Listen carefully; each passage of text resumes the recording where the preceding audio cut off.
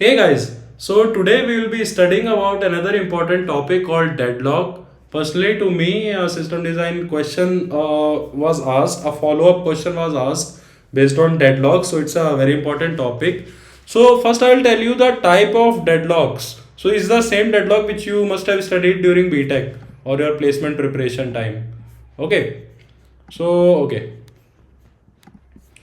So first is ordering related deadlocks.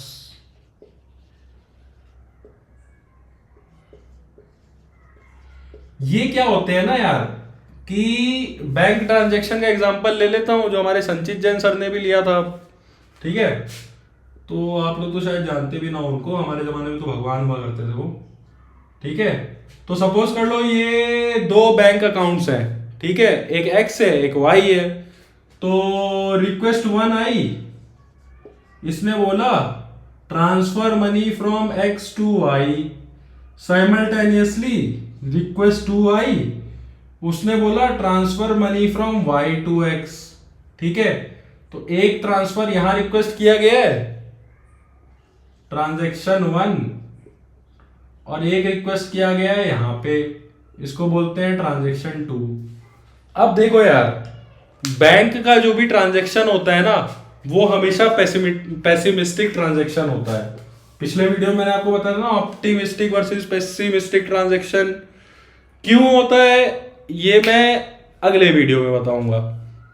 तो pessimistic transaction का क्या मतलब होता है, पहले आप भाई प्रोसेस में क्या करते हो, टेबल से डेटा रीड करते हो, उसके बेसिस पे कुछ कुछ प्रोसेसिंग करते हो, उसके बाद डेटा को राइट करते हो।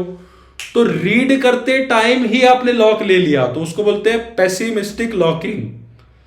अब आपने रीड सबको करने दिया, बस राइट करते टाइम चेक किया कि जो डेटा मैंने रीड किया था वही है कि नहीं, अगर है तो ट्रांजैक्शन कर दिया, उसे कहते हैं ऑप्टिमिस्टिक लॉकिंग। तो बैंक ट्रांजैक्शन सिस्टम हमेशा पेसिमिस्टिक लॉकिंग को फॉलो करते हैं। थंब ऑफ रूल ये समझ लो कि जितने भी सेंसिटिव सिस्टम है फाइनेंस के मैक्सिमम सिस्टम पेसिमिस्टिक लॉकिंग को फॉलो करते हैं। ठीक है, तो क्या होगा, पहला जब रिक्वेस्ट आई ट्रांजैक्शन एक्स से वाई करना है, तो एक्स अकाउंट में जो बैंक बैलेंस है उसको उसने लॉक कर दिया। ठीक है, सेम टाइम पे ये दूसरी रिक्वेस्ट भी आई थी, इसने वाई अकाउंट के बैलेंस को लॉक कर दिया। अब एक्स वाला क्या करेगा, वाई वाले में पैसा भेजना चाह रहा है तो इसका बैलेंस अपडेट करने की कोशिश करेगा, बट वाई तो लॉक है। सिमिलरली वाई वाला क्या करेगा, एक्स में पैसा बढ़ाना चाह रहा है तो, बट एक्स तो लॉक है। तो ये दोनों ही आपस में लड़ते रहेंगे, थ्रेड ब्लॉक हो जाएगा यहां पे, ना ये इसमें अपडेट कर पाएगा ना ये इसमें अपडेट कर पाएगा। ठीक है, यही होता है ऑर्डरिंग बेस लॉक। तो इसको सॉल्व करने के लिए हम लोग क्या करते हैं ना, एक global order base locking system को यूज करते हैं। वो कैसे यूज किया जाता है, तो उसको यूज करने का बड़ा सिंपल तरीका है यार। ये दोनों ही जो बैंक अकाउंट है ना, इनको कोई ग्लोबल आईडी दे दो, एटॉमिक आईडी। आप सबने एटॉमिक क्लास पढ़ी होगी जावा में, नहीं पढ़ी होगी तो कहीं और पढ़ लेना। श्रद्धा दीदी की वीडियो बड़े अच्छे रहते हैं, उसमें उन्होंने बताया होगा, मैंने खुद नहीं देखे हैं, तो किताब से पढ़ा था, उन्होंने बताया होगा। तो इससे क्या होता है ना, भले ही आप एक्स से वाई में पैसा ट्रांसफर कर रहे हो या वाई से एक्स में पैसा ट्रांसफर कर रहे हो, लॉकिंग हमेशा based on sorted order of ID होगी। तो एक्स को मान लो अपने 1 की आईडी दी थी, वाई को 2 की आईडी दी थी, तो एक्स से वाई में पैसा भेज रहे हो तो पहले दोनों की आईडी सॉर्ट करो। सॉर्टिंग में जो पहले आता है लॉक ले लो उसके बैलेंस पे। ठीक है, तो जब ये वाला ट्रांजैक्शन आ रहा था तो इस पे हमने लॉक लगा दिया। सेम टाइम पे दूसरा वाला ट्रांजैक्शन आया तो हम वाई के बैलेंस पे लॉक नहीं लगा रहे हैं, सॉर्टेड ऑर्डर में पहले एक्स की आईडी आती है तो हम एक्स पे ही लॉक लगा दे रहे हैं। एक्स पे तो पहले से लॉक लगा हुआ है।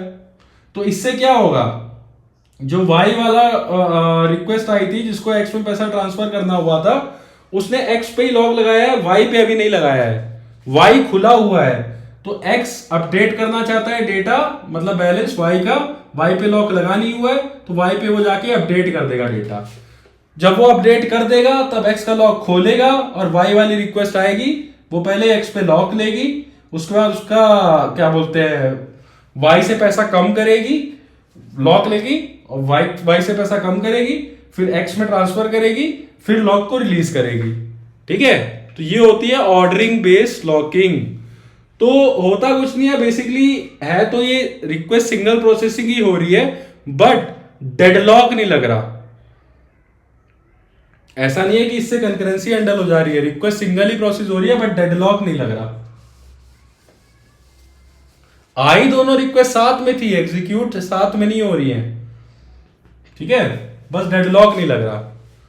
अब आता है जो रियल इंटरव्यू क्वेश्चन मुझसे पूछा गया था। मुझसे बोला गया था, जो मैंने आपको बताया ना एडवांस जमाने के इंटरव्यू, इसमें एक आर्किटेक्चर बनाता है, बोलता है इसमें क्या प्रॉब्लम है। सपोज करो कि ये गेटवे है। उसने इस तरह से नहीं पूछा था, उसने थ्योरेटिकल वे में पूछा था, मैं तो आपको बॉटम लाइन समझा रहा हूं। ठीक है, तो बेसिकली उसने क्या बोला कि ऑर्डर मैनेजमेंट सर्विस या ऐसे ई कॉमर्स या कोई भी सर्विस समझ लो, वो बनानी है। और उसने बोला था कि जैसे मान लो तुम 2 माइक्रो सर्विस बनाओगे, मैंने ऐसे सिस्टम बनाया, माइक्रो सर्विस, और मैंने क्या किया ना, गेटवे इनका कॉमन बना दिया। एपीआई गेटवे है भैया, ये देखेगा, ये मान लो ऑर्डर सर्विस है, ये पेमेंट सर्विस है, वो चेक करेगा कि एपीआई राउट में स्लैश ऑर्डर है तो रिक्वेस्ट इधर भेजेगा, स्लैश पेमेंट है तो रिक्वेस्ट इधर भेजेगा। मैंने ऐसे बना दिया सिस्टम। उसने बोला कि अगर तुम्हें पेमेंट सर्विस के ऑर्डर सर्विस के अंदर से ही पेमेंट सर्विस कॉल करनी है तो क्या करोगे। तो मैंने कहा ठीक है भाई, पेमेंट सर्विस की जो एपीआई है वो इस गेटवे से रजिस्टर्ड है, तो अगर इसके अंदर से रिक्वेस्ट प्रोसेस करनी है तो मैं यहाँ एपीआई गेटवे पे जाऊंगा, और स्लैश वाला जो एंड पॉइंट है उसके बेसिस पे एपीआई गेटवे यहाँ से इधर पास कर देगा रिक्वेस्ट। ठीक है, तो इसी को मैं थोड़ा अच्छे वे में बताता हूँ आपको। जैसे ये मान लो आपकी गेटवे सर्विस है, गेटवे सर्विस।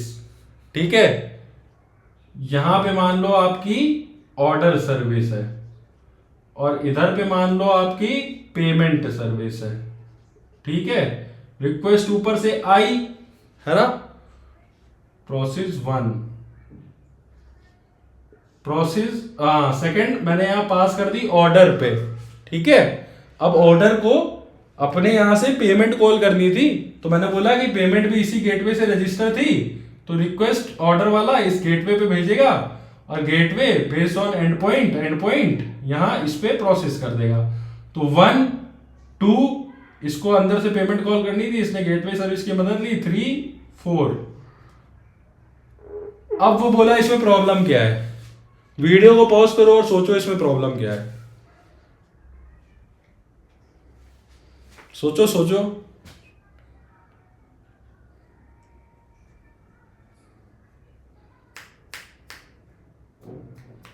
देखो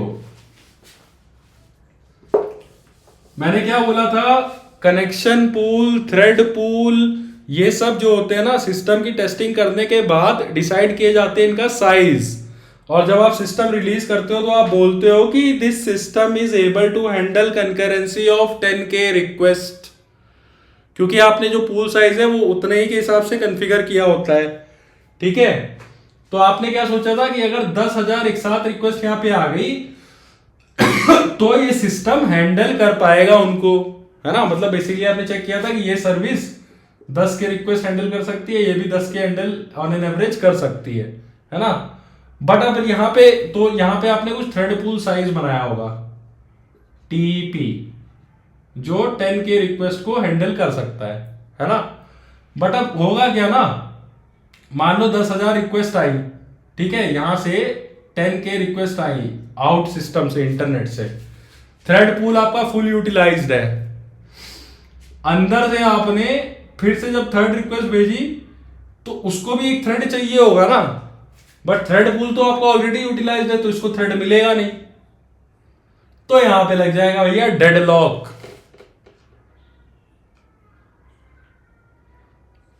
इसको बोलते हैं लोड रिलेटेड डेडलॉक। डेडलॉक 2 तरीके के होते हैं। पहला होता है तुम्हारा ऑर्डरिंग रिलेटेड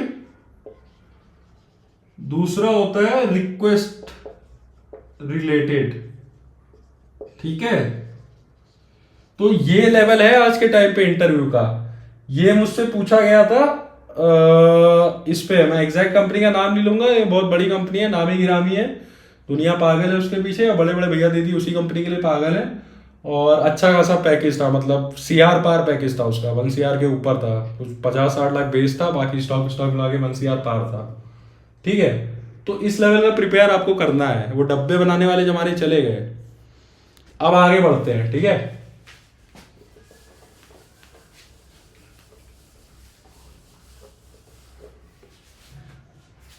एक होता है यार कोहेरेंस।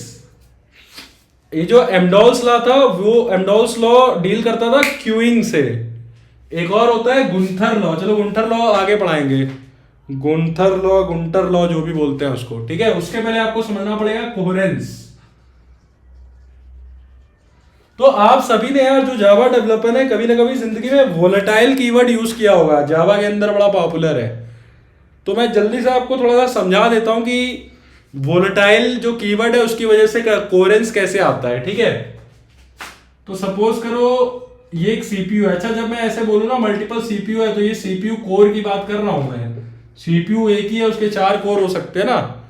तो ऐसे समझ लो, चलो यहाँ पे अलग ही ले लो, ये एक सीपीयू है, एक सीपीयू आप सबने बीटेक में पढ़ा होगा, एक L1 कैश होती है, एक L2 कैश होती है, जो सीपीयू के अंदर होती है। बूथ एल्गोरिदम पढ़ी थी ना आप सबने, तो वहां पढ़ा होगा ये सब L1 L2। ठीक है, ये सीपीयू के अंदर की कैश होती है। ठीक है,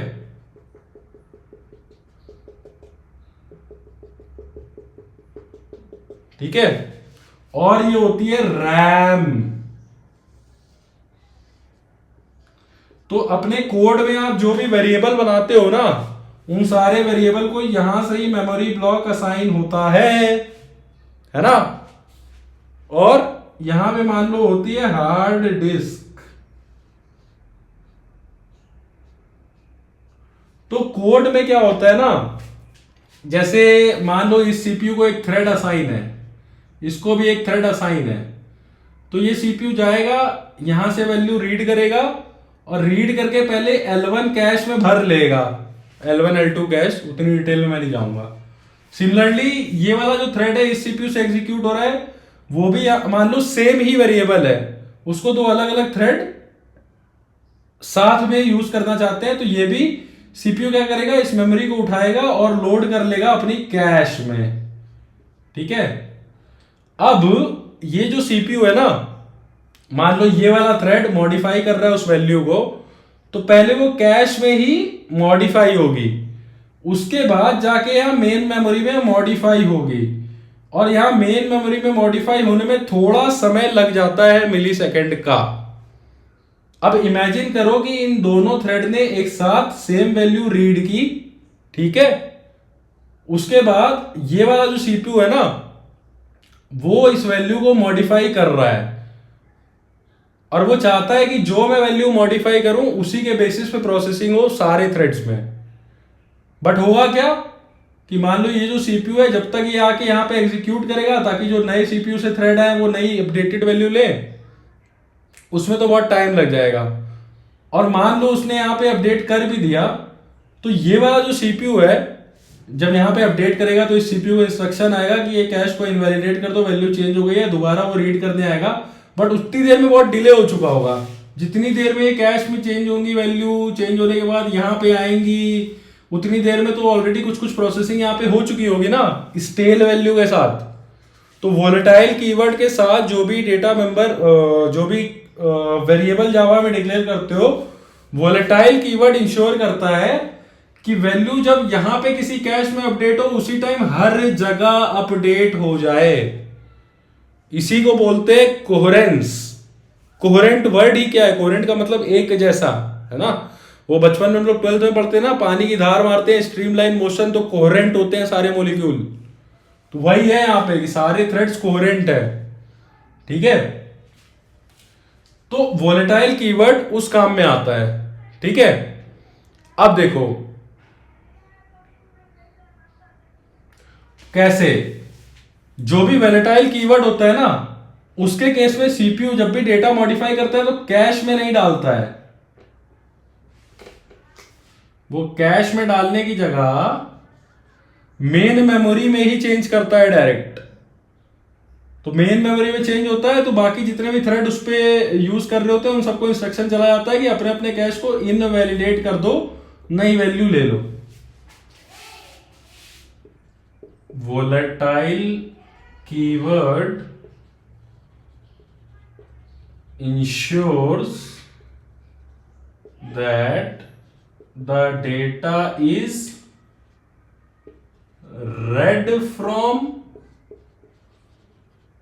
and write to main memory instead of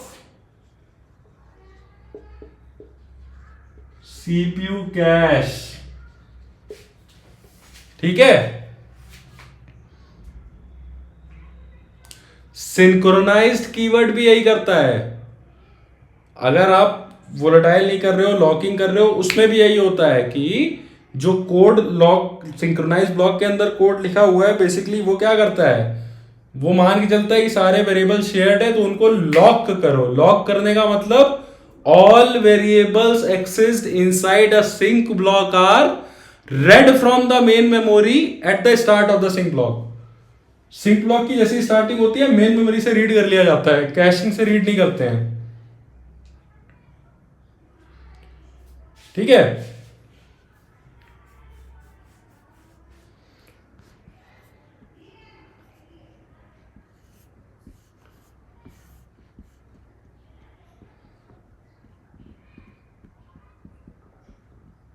ठीक है। अब ना ये जो हमारा परफॉर्मेंस का जो टॉपिक है ना ये यहां पे खत्म हो रहा है। मैं एक आपको फाइनल ओवरव्यू समरी समझा देता हूं कि हमने क्या क्या डिस्कस किया।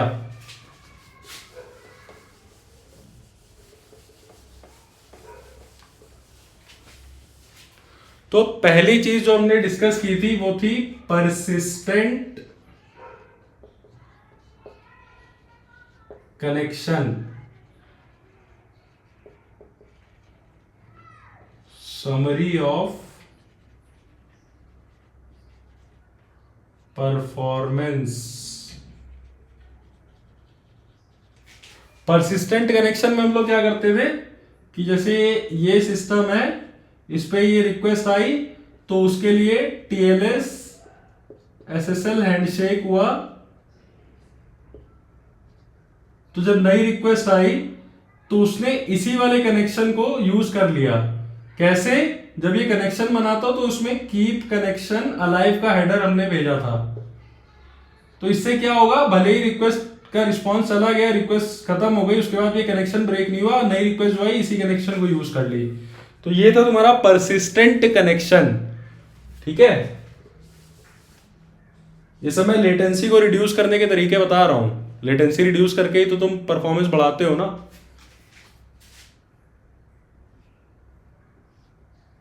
अरे यार, ठीक है। दूसरा था तुम्हारा रिस्पांस कंप्रेशन। तो मैंने क्या बताया था कि तुम लोग ना एक एपीआई, जो भी तुम्हारे प्रोजेक्ट जिस कंपनी में काम कर रहे होगे लोकल में, एक एपीआई बनाना उसी प्रोजेक्ट में, और उसमें 50 MB का कोई जेसन डाउनलोड करना इंटरनेट से और वो भिजवाना। फिर देखना कितना टाइम लगता है, थोड़ा एक्स्ट्रा टाइम लगेगा। तो ये जो डेटा का अगर साइज बढ़ जाएगा ना, जिसको तुम्हें ट्रांसफर करवाना है, भाई डेटा कैसे ट्रांसफर होता है? इंटरनेट के पैकेट्स के फॉर्म में। अब डेटा बहुत ज्यादा होगा तो मल्टीपल पैकेट्स बनेंगे तो ट्रांसफर होने में टाइम लगेगा। तो इस वजह से ना ऐसे रिस्पॉन्सेस को हम लोग कंप्रेस करके भिजवाते हैं तो साइज छोटा हो जाता है। दूसरे एंड पे डिकम्प्रेस कर लेते हैं। कंप्रेस करने में थोड़ा टाइम लगता है, डिकम्प्रेस करने में भी थोड़ा टाइम लगता है, बट डेटा छोटा होने के बाद भेजने में इतने कम टाइम में चला जाता है ना कि it overcomes the overall time जब हम बड़ा डेटा भेजते थे। तो वो होता है रिस्पॉन्स कंप्रेशन। तीसरी चीज ये मैंने पढ़ाई नहीं क्योंकि ये पढ़ाने लायक है नहीं, बस इसमें मैं थोड़ा सा ओवरव्यू दे देता हूं। ठीक है। Efficient encoding. तो यार ये जो HTTPS या HTTP प्रोटोकॉल होते हैं ना, they are ASCII character base. तो जो भी डेटा ट्रांसफर होता है, मान लो आपका जेसन वेसन बना हुआ है ना, वो सब कुछ कन्वर्ट होता है आस्की कैरेक्टर्स में। ठीक है, जो भी नंबर लिखे हुए हैं, ठीक है, और वैसे ट्रांसफर होता है। इसके अलावा जो आरपीसी बेस्ड प्रोटोकॉल होते हैं उसमें बाइनरी डेटा ट्रांसफर होता है।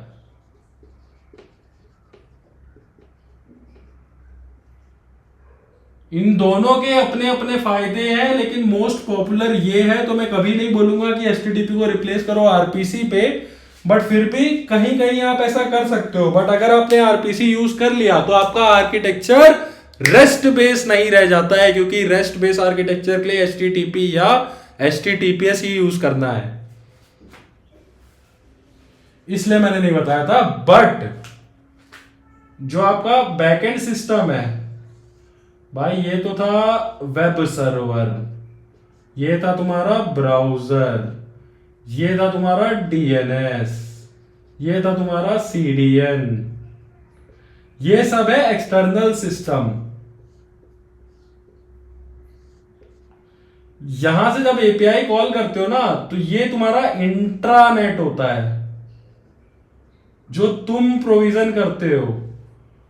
नोडीएक्स डीएक्स दो तरह के अकाउंट होते हैं। डीएक्स अकाउंट में तुम्हारा खुद का प्राइवेट नेटवर्क होता है, तो ऐसे समझ लो कि this thing is not expose to whole world. यहां पे एनजिनिक्स होता है which can act as a reverse proxy. Reverse proxy और प्रॉक्सी क्या होता है ये अगले वीडियो में बताऊंगा। बस ऐसे समझ लो कि ये system is not expose to outer world. यहां से जो रिक्वेस्टें आती है उनको एनजिनिक्स का आईपी पता होता है, बट आगे जो बेचना है ना वो एनजिनिक्स हैंडल करता है, तो इन लोगों को अंदर की डिटेल नहीं पता होती। तो क्योंकि ये सिस्टम आउटर वर्ल्ड को एक्सपोज नहीं है, इसलिए यहां पे हम लोग आरपीसी प्रोटोकॉल यूज कर सकते हैं, जिसमें डेटा बाइनरी के फॉर्म में जाता है। थोड़ा सा लेस सिक्योर होता है, इसलिए हम लोग आउटर वर्ल्ड को एक्सपोज नहीं करते, बट फास्टर होता है। बट अगर आरपीसी आपने यहां भी यूज कर लिया तो ये आपका आर्किटेक्चर रेस्टफुल बेस नहीं होगा, रेस्ट आर्किटेक्चर नहीं होगा। ठीक है, अगली चीज क्या होती है?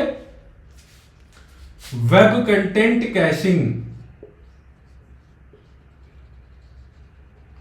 तो ये भी मैंने आपको पढ़ाई नहीं थी, क्योंकि ये पढ़ाने लायक चीज नहीं है। जब मैं कैशिंग बताऊंगा तब आपको बताऊंगा। ऐसे अभी के लिए समझ लो कि ये जो वेब सर्वर होता है ना, जिसके ऊपर एनजिनिक्स रहता है, जो HTML, CSS, जावास्क्रिप्ट, इमेजेस ये सब भेजता है, तो एक तो हम लोग क्या करते थे, इन चीजों को CDN में स्टोर कराते थे।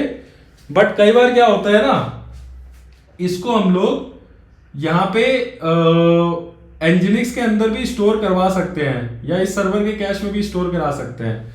आगे बताऊंगा इसके फायदे क्या है, बट दुनिया यूज नहीं करती इसको, तो फर्जी चीज है। ठीक है, सिमिलरली ये जो SSL होता है ना, SSL, उसका सेशन कैशिंग आगे पढ़ाऊंगा, वो भी हम लोग कर सकते हैं। ठीक है, ये तरीके हो गए, ये हो गए क्लाइंट साइड के। ठीक है, अब आगे हम लोग बढ़ते हैं कि जो हमारा बैकएंड सिस्टम होता है उसमें क्या कर सकते हैं। मतलब कि जो हमारा एप्लीकेशन सर्वर था, जहां पे एपीआईयां वगैरह थी, ये वेब सर्वर था। जहां पे HTML वगैरह थी, ये एप्लीकेशन सर्वर था। ये तुम्हारा डेटाबेस था। तो अब पढ़ेंगे कि यहां पे हम लोग क्या क्या करते हैं। ठीक है, मतलब बेसिकली समरी। तो पहला तो मैंने आपको बताया था कि एप्लीकेशन सर्वर के लिए थ्रेड पूल साइज हमें डिसाइड करना होता है। रिक्वेस्टें जब आएंगी तो इसी थ्रेड पूल में से थ्रेड इनको असाइन होंगे। तो पहला है thread pool optimise, thread pool size, ये तुम्हें डिसाइड करना होता है। ठीक है, दूसरा होता है डीबी कनेक्शन पूल।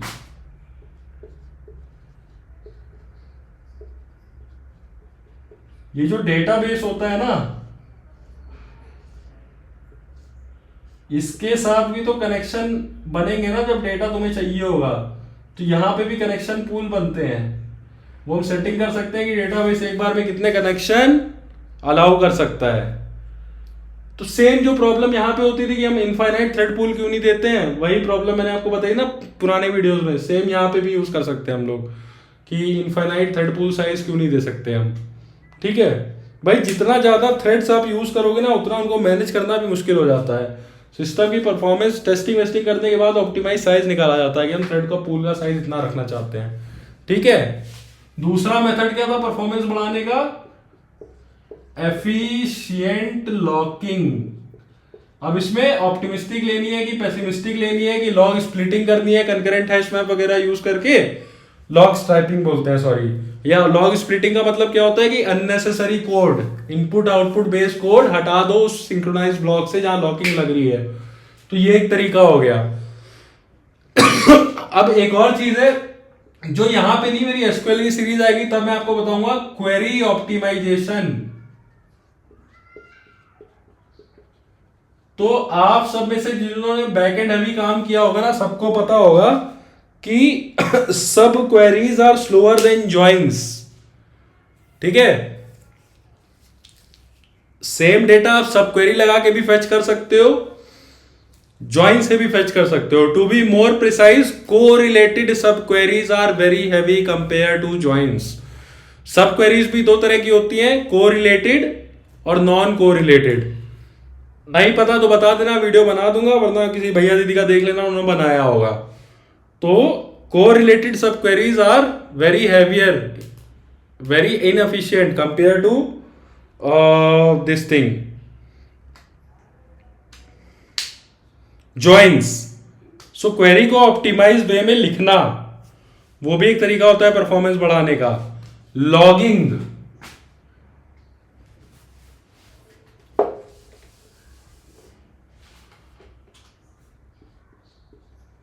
मैंने आपको क्या बताया था, लॉगिंग जो होती है it is an IO operation, और आईओ ऑपरेशन जब होता है तो कंटेक्स्ट स्विचिंग होती है। ठीक है, एक सेकेंड,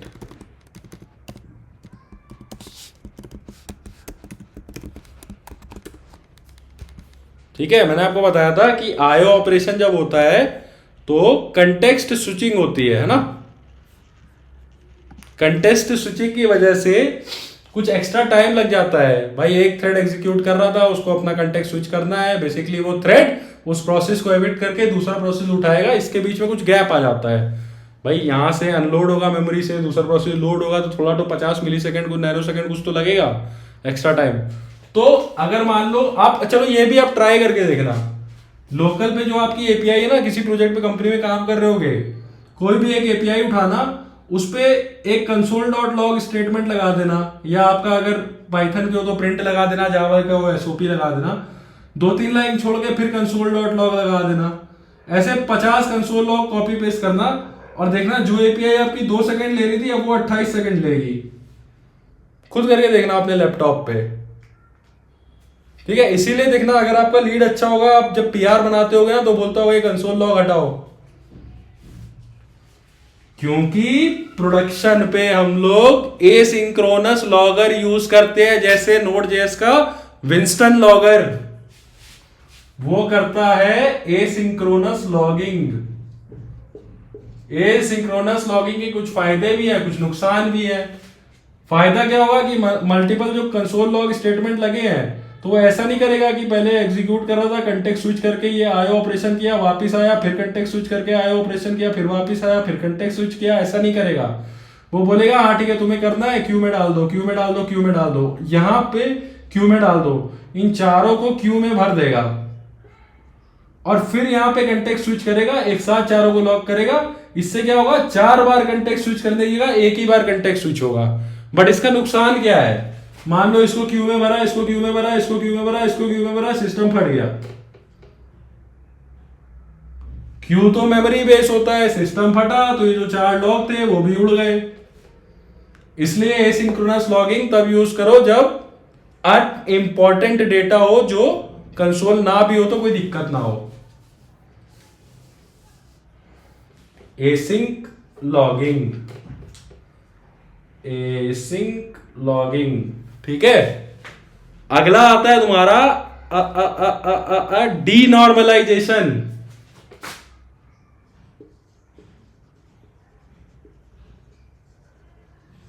डीनॉर्मलाइजेशन एंड नॉर्मलाइजेशन। तो मैंने तुमको क्या बताया था, what is normalization? Normalization is a way to store as much info as possible in as less disk storage as possible। ठीक है, ये होता है नॉर्मलाइजेशन। वो तुमने पढ़ा होगा ना, first BCNF, second BCNF, third BCNF, क्या था वो? First normal form, second normal form, third normal form, BCNF. तो वो रूल यही इंश्योर करते हैं कि यू आर एबल टू, अगर चारों तरह से तुम्हारा नॉर्मलाइज डेटा, इसका मतलब बहुत कम डिस्क स्टोरेज में वो सारा इंफॉर्मेशन तुम स्टोर कर रहे हो। ठीक है, तो इससे होता क्या था, मैंने आपको बताया था कि जो डेटाबेस की डिस्क होती है,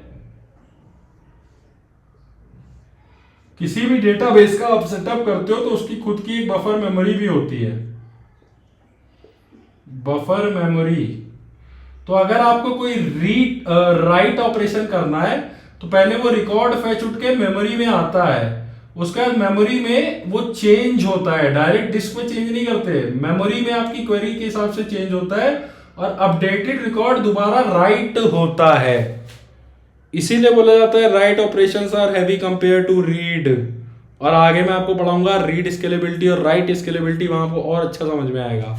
ठीक है, तो अगर आपने नॉर्मलाइजेशन नहीं किया है, इसका मतलब थोड़ी सी इंफॉर्मेशन बहुत सारी डिस्क स्टोरेज में भर के रखी है, तो आपको कोई डेटा अगर राइट करना होगा तो यहां से खूब सारा डेटा उठ के आएगा, मेमोरी में लोड होगा। मेमोरी में खूब लोड होगा तो पहली बात तो एक लेटेंसी मेमोरी वाली आएगी, क्योंकि गार्बेज कलेक्शन एल्गोरिथम बाद में चलेंगी। दूसरी लेटेंसी कैसे आएगी कि इतना सारे डेटा पे आप मॉडिफिकेशन करोगे तो थोड़ी रैम की, भाई रैम में अगर बहुत बड़ा ब्लॉक है उसमें चेंज कर रहे हो तो थोड़ा तो टाइम ज्यादा लेगा कंपेयर टू बहुत छोटा अगर मेमोरी लोकेशन चेंज हुआ है। ठीक है, उसके बाद इतना बड़ा डेटा फैच हो गया था, चेंज आपने इतना किया था, लेकिन पूरा का पूरा रिकॉर्ड उठ के डेटाबेस में जाएगा, फिर से डिस्क में राइट होगा तो लेटेंसी। इसीलिए नॉर्मलाइज करके डेटा डालो। कंट्रेरी टू दैट, अगर आपका सिस्टम रीड हैवी है तो कई बार हम लोग डीनॉर्मलाइज करके जानबूझ के डेटा डालते हैं, क्योंकि रीड के केस में हमें डेटाबेस की डिस्क से उठा के डेटा मेमोरी में लाके, डेटाबेस की डिस्क से उठा के डेटा मेमोरी में ला के चेंज करके दोबारा नहीं डालना है, उठाना है, मेमोरी में लोड करना है, भेज देना है ना। तो उस केस में अगर तुम नॉर्मलाइज करके डेटा भरोगे और तुम्हारा रीड हैवी सिस्टम है तो थोड़ी सी इंफॉर्मेशन लेने के लिए भी तुम्हें खूब सारे जॉइंस लगाने पड़ेंगे। जॉइंस कैसे लगते हैं? अगेन, एक टेबल का डेटा उठ के आता है, मेमोरी में लोड होता है, दूसरी टेबल का उठ के आता है, मेमोरी में लोड होता है, फिर जाके कंबाइन होता है, उसके बाद अपडेटेड डेटा भेजा जाता है। तो अगर तुम इस केस में डिनॉर्मलाइज करके रखो, डिनॉर्मलाइज मतलब मल्टीपल टेबल मत बनाओ, तो एक ही टेबल से डेटा उठ के आएगा और भिजवा दिया जाएगा रिस्पॉन्स में, वो फास्ट होगा। 90% केसेस में नॉर्मलाइज ही रखा जाता है। कुछ पर्टिकुलर सिचुएशन ऐसी होती है यहाँ सिस्टम पूरा ही रीड हैवी हो। ठीक है, जैसे यूजर को स्टॉक का डेटा दिखाना है तो यूजर तो स्टॉक का डेटा चेंज करता नहीं है, वो तो बस देखता है कि गड़बड़ रहा है, स्टॉक कंप्लीटली रीड हैवी है, तो वहां पे डिनॉर्मलाइज करा के रख देते हैं डेटा।